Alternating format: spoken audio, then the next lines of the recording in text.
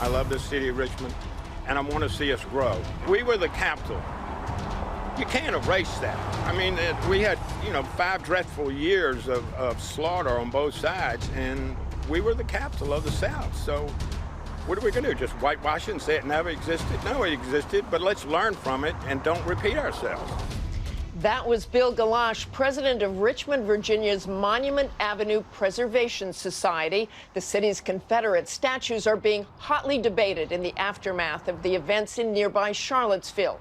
So I traveled to the former capital of the Confederacy and spoke with Charlottesville Councilwoman Kristin Szakos, who first raised taking down her city's Civil War monuments, Richmond Mayor Levar Stoney, who says his city's statues should go, and Christy Coleman, the CEO of the American Civil War Museum. That's where we gathered for our conversation, and we started with the events in Charlottesville.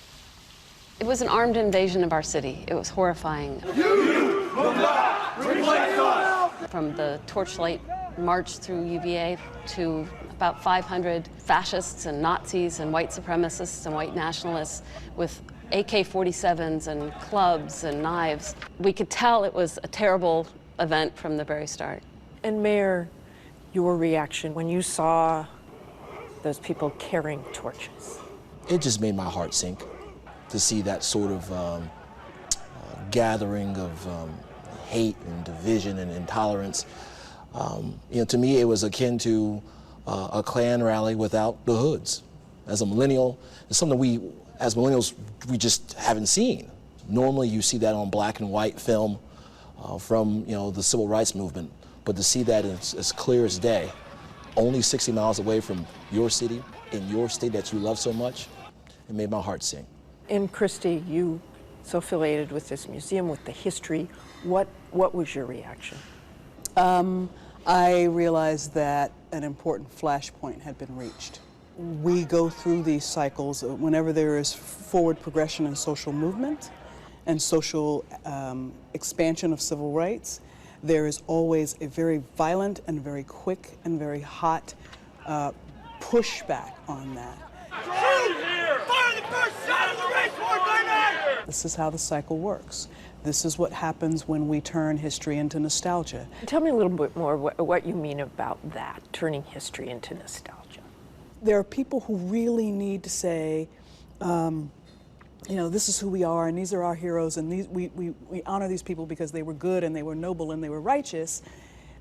And we don't want to look at the other complexities of these individuals. And that's really about nostalgia. That's not about the real push and pull that is always a part of the history dynamic. It seemed like Richmond had been able to accommodate the various sides. On one of its main streets, Monument Avenue, statues of 5 Civil War leaders loom over the city prominently.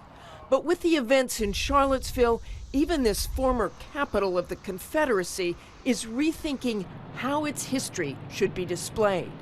So talk a bit about those monuments. What do you do now? I requested that they actually provide context to the monuments, explain them who these individuals were, or how they got there, and why they were put there.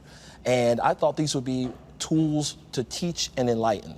Unfortunately, what happened Saturday, we've seen that these are now rallying points for people to harbor, hate and division and intolerance. And those are not with the values of this city. I'm offended by them. I think about my grandmother who grew up in the segregated South and the Deep South in the low country of South Carolina, 1923. She would be offended by those things.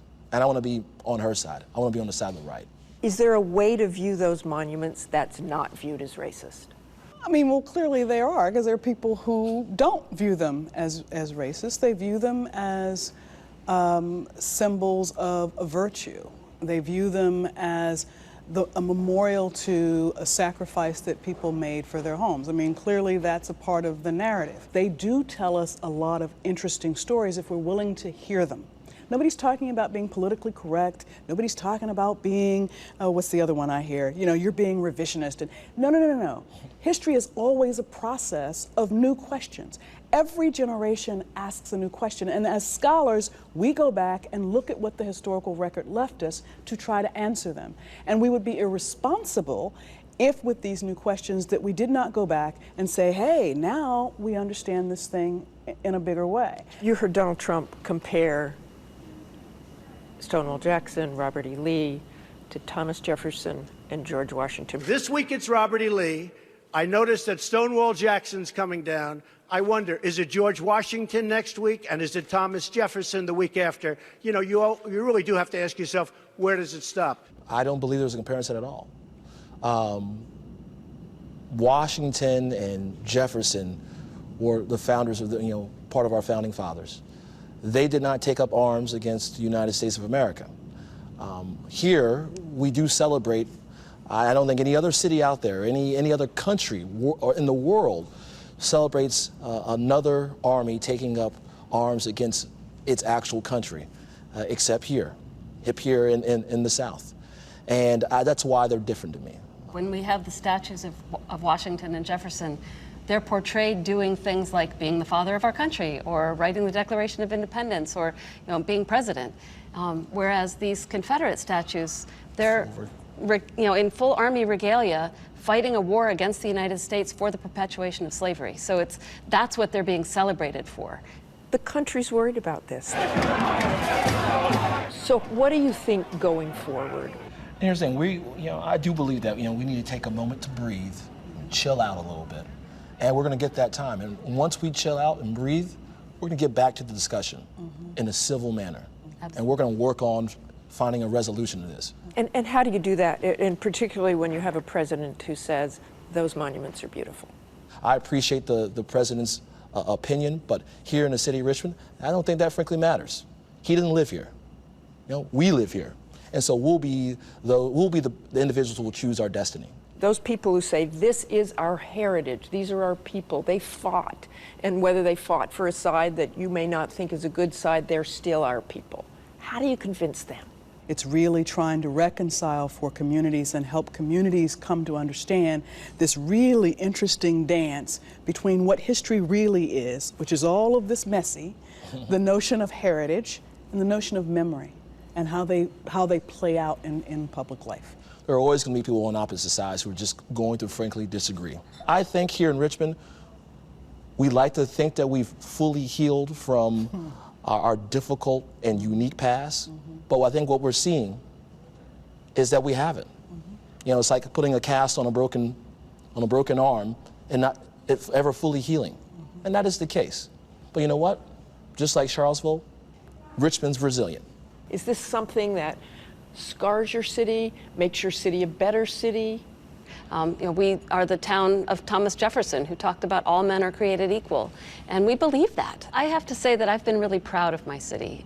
The way that we've kind of taken this hit and tried to come together, we're still in the process, and it's going to take a long time. It's a traumatic thing. You know what? Things will get better. They always do. And so I try not to despair, despite what President Trump may say or do. I know and have faith, and that's why you get into this work, that things will get better. Have faith that things will get better. Our thanks again to Mayor Levar Stoney, Kristin, Szakos, and Christy Coleman. The American Civil War Museum is certainly a museum worth a visit. Hi, everyone. George Stephanopoulos here. Thanks for checking out the ABC News YouTube channel. If you'd like to get more videos, show highlights, and watch live event coverage, click on the right over here to subscribe to our channel. And don't forget to download the ABC News app for breaking news alerts. Thanks for watching.